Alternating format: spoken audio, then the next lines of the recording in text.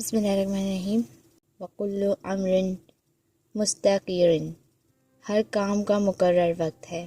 کوشش اور محنتیں رنگ لاتی ہیں جب معلوم ہے کہ جو ہوگا اپنے وقت پر ہوگا اور جو ہوگا بہترین ہوگا۔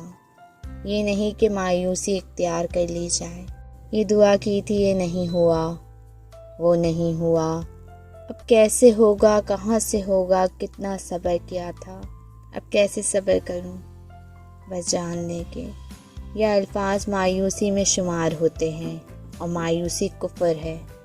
اپنے ذہن میں یہ بات ڈالنے کے مقررہ وقت پر اللہ پاک آپ کو آپ کی مانگی ہوئی شے عطا کرے گا، آپ کو خوش کر دے گا۔ دعا مومن کا ہتھیار ہے، اللہ سے دعا کرتے رہیں، بے شک وہ قبول کرنے والا ہے، بے شک وہ سننے والا ہے۔ صبر کریں اور بہتر وقت کا انتظار کریں۔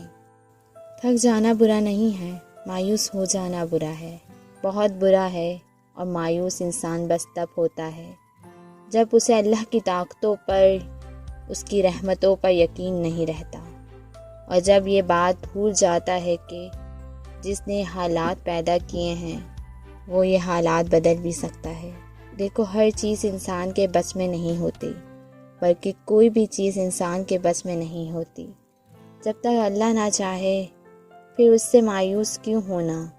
جس کے حکم سے ایک پتا بھی نہیں ہل سکتا، جس کے ایک حکم سے یہ کائنات بنا دی گئی اور ایک ہی حکم پر ختم ہو جائے گی۔